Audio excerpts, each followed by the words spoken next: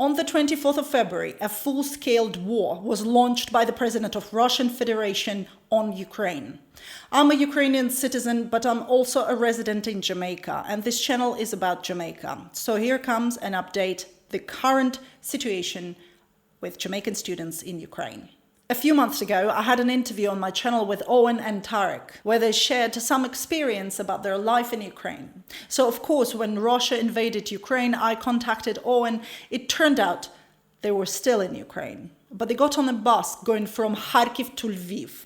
The bus was hired by a company to get their employees to Lviv, and it was arranged for Owen and Tarek to get on that bus by one of their Ukrainian friends. Kharkiv is a city in eastern part of Ukraine. Lviv is a city on the west, close to the Polish border. They are over 1,000 kilometers apart. And under the normal circumstances, a trip by bus from Kharkiv to Lviv takes about 15 hours. Now it's different. The bus had to detour a lot to avoid the zones of attack and keep everyone as safe as possible. They were driving through back roads in the forest. But even though it took longer than 15 hours, Owen and Tarek have now safely arrived in Lviv. I received this message from Owen just a few minutes ago while recording this video. The bus ride, apart from being long, was okay. The driver was good. We had to detour several times. I don't know why. Like he would see something up ahead. We can't see what because we're at the back of the bus. And he would stop and then turn around. Figured something was up, but we don't know exactly what happened or what he saw. We detoured several times, but everything was good. We had plenty stops to use the bathroom in code, because it was mostly on the roadside. We stopped at a few gas stations to rest and to buy stuff if the gas station was open, which was I think only 2 gas stations, so we had something warm twice. But it was quite a journey. We were in the bus for 36 hours, but thankfully we're here. The bus was quiet.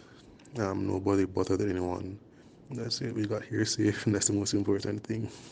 One more Jamaican student had already been in Lviv. The other 3 Jamaicans are traveling from Kiev, and 22 Jamaican students managed to get on the train in the evening of the 25th of February, heading from Kharkiv towards the Polish border. They are on the train right now, and we're waiting for the updates from them when they arrive. I got in touch with one of the students in that group, and this is the video she sent to me from the train station in Kharkiv earlier on the 25th. It's very cold. It's actually snowing and we're waiting on the train. There are tons of people waiting. I think maybe over 1,000 people are here on the ground waiting, and our previous location was better in regards to our chances of getting onto the train, but it's looking very dim right now, our chances of boarding this train today.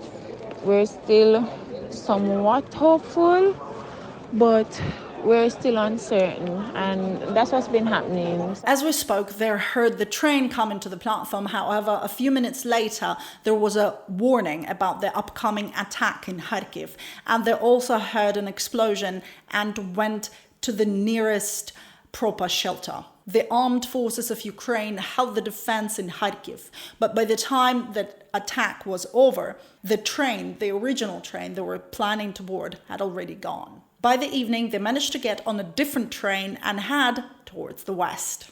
I've seen the messages in social media that Jamaican government abandoned Jamaican students in Ukraine and not helping them out.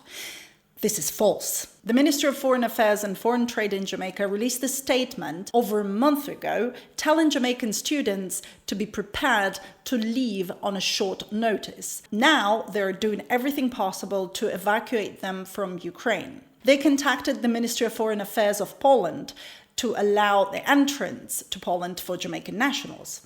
They also arranged for people to meet them at the Polish border. They will also book and purchase plane tickets for them to travel to Jamaica. But there were and still are certain challenges. The main one, transportation within Ukraine. There is no Jamaican embassy in Ukraine, so it's Jamaican embassy in Germany that is handling the matters regarding Ukraine. As I showed you earlier, the distance from Kharkiv to Lviv is huge. And it's not like Jamaican embassy can simply call the Ukrainian government to help them find some transport when the country is under attack by Russia. And it's not like they speak fluent Ukrainian either to make arrangements with private companies in Ukraine over the phone. Because of war, companies that offer transportation services and have buses and minivans were out of vehicles right away, because a lot of people were going to Poland even before the invasion started. And when the attack came, people began evacuating in huge numbers. Most drivers in Ukraine are men.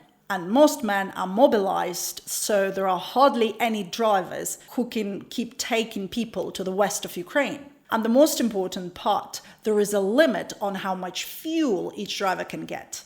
And that limit is not enough to cross Ukraine from east to west. So finding the transport at this situation is next to impossible.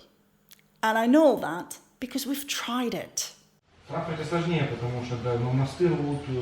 We don't have any friends and relatives in Kharkiv, and the ones we have in other cities simply couldn't take such responsibility to drive a car across the country, pick up the students in one place and then drive to the other side of the country. It's like 4 to 5 days of travel, and remember, it's a war zone. We tried bus and car rental companies, tour companies, special event companies, all sorts of things. Some didn't pick up the phone at all. Others replied with, "We're out of buses," before we were to ask anything.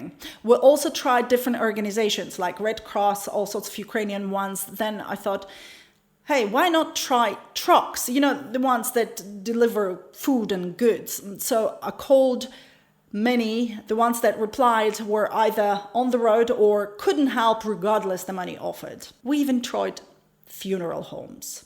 I mean, they have these big buses. But again, same answer. Out of buses, out of fuel. We also contacted our friends in Poland to see if they can send a bus from Poland or maybe some fuel.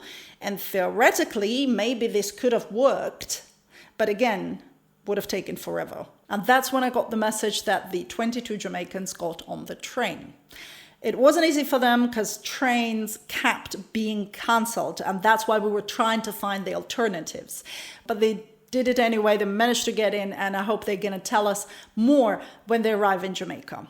I've seen some messages in social media about Jamaican students not being evacuated in time, and of course all of them blamed the Russian government who started the war. Except they didn't. They blamed Jamaican students themselves. Or Jamaican government.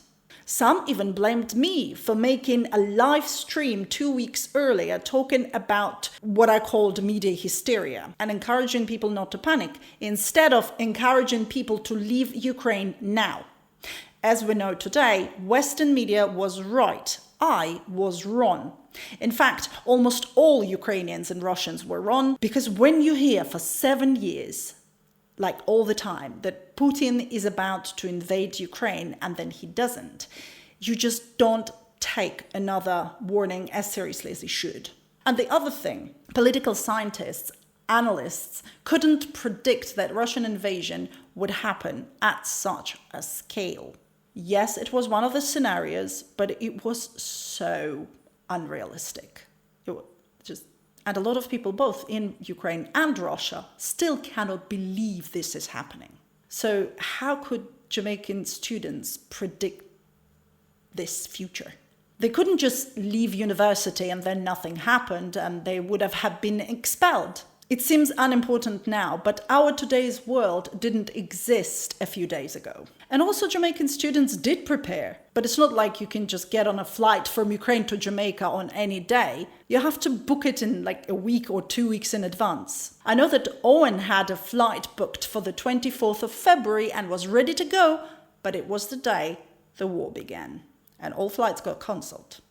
I would like to wish our Jamaican students to make it safe out of Ukraine, and we're all waiting for you at home in Jamaica. As a Ukrainian citizen and a Jamaican resident, I would like to thank the government of Jamaica for strongly condemning the military action by Russia against Ukraine. To me, it was very important. I would like to thank my subscribers and patrons for your patience and incredible support, especially in this situation. The video I was preparing for you this week was about Awesome Farm, where I'm happily walking through rural hills in St. Mary. This video is certainly not something I planned. I cannot imagine what my Ukrainian people are going through in Ukraine. And I cannot imagine what my Jamaican people are going through in Ukraine. Let's support them and let's hope everything's going to be all right. Thank you for watching. Don't forget to subscribe and check for updates in the pinned comment for this video. I will be in touch soon.